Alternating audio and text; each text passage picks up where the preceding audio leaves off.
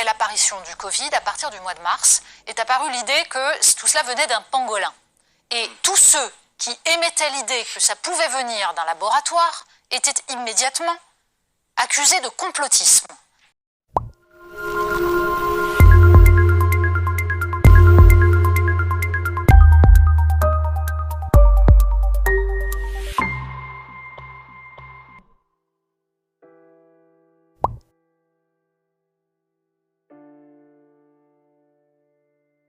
Donc, comment lutter contre le complotisme? On voit ces théories se diffuser à vitesse grand V sur les réseaux sociaux.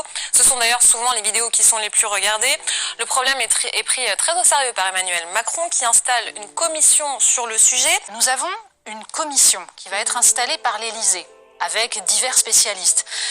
Cette commission a pour but donc de produire d'ici 3 mois un rapport pour savoir comment rendre attractifs les discours raisonnables, comment empêcher la quête, le problème de biais de confirmation, c'est-à-dire le fait qu'on a besoin d'aller regarder des contenus qui confirment nos propres croyances, et surtout de développer, je cite, une analyse historique et géopolitique de l'exposition de la France aux menaces internationales. Alors ça veut dire quoi?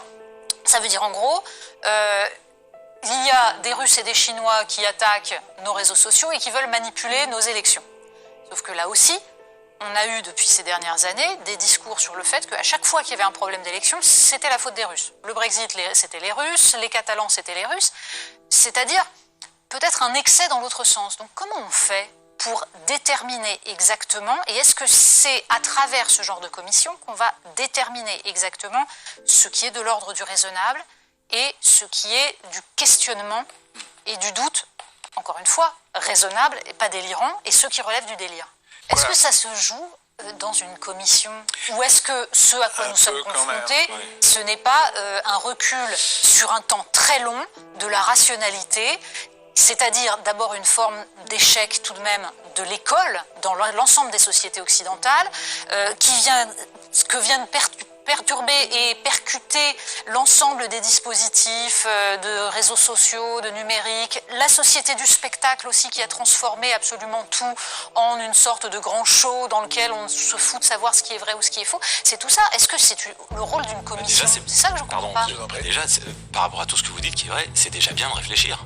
Moi, je trouve qu'on est dans une phase d'accélération, c'est d'ailleurs ce que dit Bronner, aussi d'accélération numérique, d'information, de maladie de l'information. Tous ces mots-là existent, tous ces concepts existent. C'est bien de réfléchir. Et donc, ce que fait le complotiste, c'est il va faire des recherches par lui-même, il veut penser par lui-même, il veut voir par lui-même. Il veut penser par lui-même, mais comment c'est pour ça? C'est vraiment... Mais vous ne pouvez pas penser par vous-même. Oui, on ne peut pas. Vous ne pouvez pas penser par vous-même. En médecine, c'est difficile. C'est une idée qui a été démolie au moins depuis Kant. Ça n'a pas de sens. Vous avez besoin... Oui, vous ne pouvez pas penser par vous-même. Je pense que cette phrase, il faut la retenir. Donc ça, d'accord. Sauf que ma crainte, quand je vois ce genre de démarche, c'est que je me dis, mais il y a déjà une défiance absolument terrible de la part des citoyens envers les institutions. Et là, on va créer en fait une institution qui va venir dire aux citoyens ce qui est bien et ce qui est mal. J'ajoute une chose, est-ce que le débat ne doit pas se situer justement très largement dans les médias? Et je prends un exemple, la question des origines du Covid. Très rapidement, après l'apparition du Covid, à partir du mois de mars, est apparue l'idée que tout cela venait d'un pangolin. Et tous ceux qui émettaient l'idée que ça pouvait venir d'un laboratoire étaient immédiatement accusés de complotisme.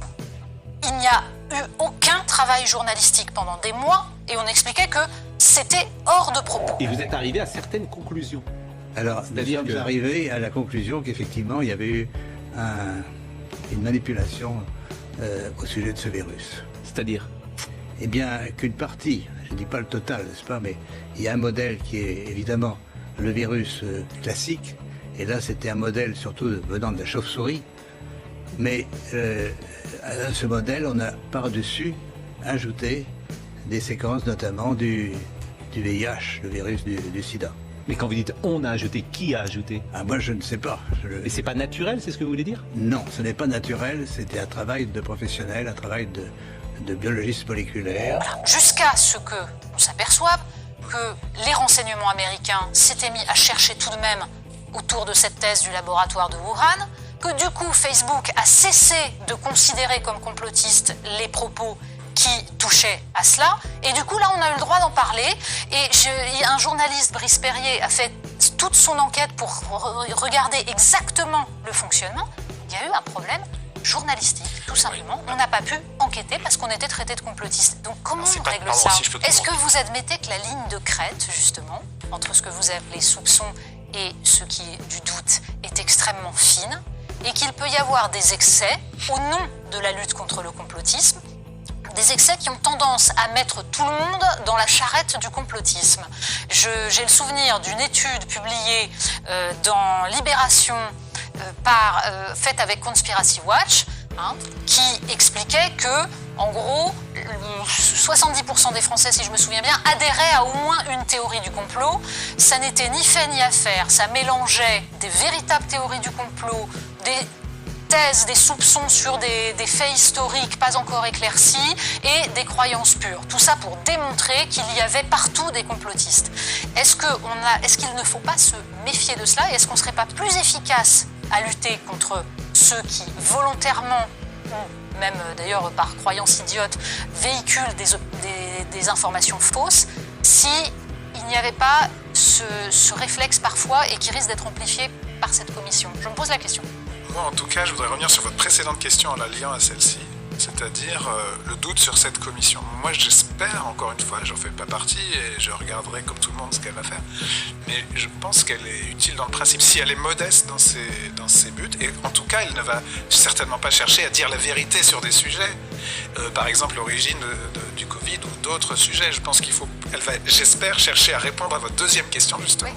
Donc il faut lui faire confiance un petit peu, si elle est modeste, justement.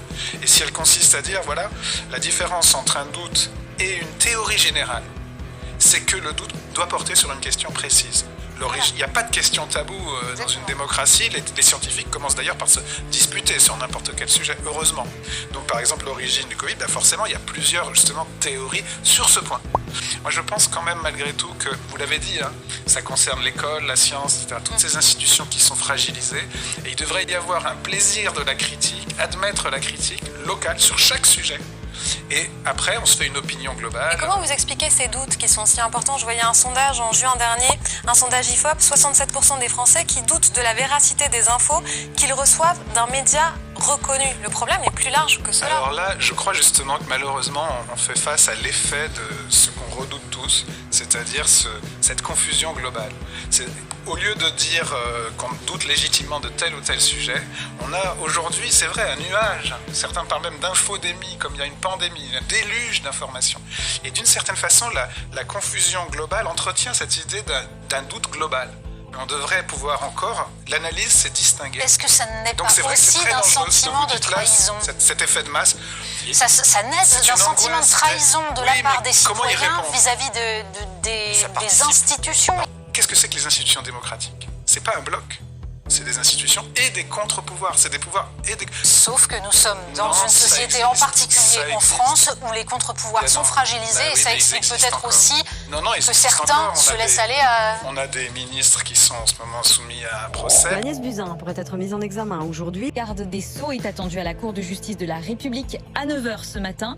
Qu'est-ce qu'on lui reproche? Eh bien, de possibles conflits d'intérêts avec ses anciennes activités d'avocat, Jérémy Trottin. Oui, et toute la question est de savoir si le garde des Sceaux, Éric Dupond-Moretti, a tenté, grâce à ses fonctions, de venger l'avocat Éric Dupond-Moretti. Le parquet a aussi requis 3 ans d'inéligibilité. Alain Griset est accusé d'avoir omis de déclarer une partie de son patrimoine auprès de la Haute Autorité pour la transparence de la vie publique. Peut-être que d'ailleurs c'est sous la pression d'une sorte de doute global, mais malgré tout, voilà, le sang contaminé qui a failli couler la santé publique française a été traité par des nouveaux garde-fous sur les conflits. La fameuse affaire du sang contaminé au printemps 85, au début de l'épidémie du sida, la France avait écoulé des lots de sang que l'on savait contaminés. Au moins 2000 malades hémophiles avaient été transfusés. Les médecins et les hauts fonctionnaires du Centre national de transfusion sanguine ont d'abord été jugés et condamnés à des peines allant jusqu'à 4 ans de prison ferme. Puis est venu en 99, c'est-à-dire 14 ans après les faits, le procès des politiques devant la Haute Cour de la République. Le Premier ministre ministre Laurent Fabius et la ministre des Affaires sociales Georgina Dufoy avaient été acquittés. La Cour avait estimé que Laurent Fabius n'avait pas retardé les bonnes décisions, mais qu'il les avait au contraire accélérées. Seul le ministre de la Santé, Edmond Hervé, avait été condamné pour non-assistance à personne en danger, mais dispensé de peine. Et ce verdict clément avait scandalisé l'opinion à l'époque. Non, je crois qu'il faut justement pas dire que les contre-pouvoirs n'existent pas. Je dis pas qu'ils n'existent pas, je dis qu'ils sont fragilisés. Alors renforçons-les. Il n'y a plus de parlementarisme, il n'y a plus de parlementarisme, il n'y a plus de parlementarisme, il n'y a plus de pouvoirs locaux, tout ça a été détruit. Bien sûr, bien sûr, mais ça passera par là peut-être plus que par une commission, je pense.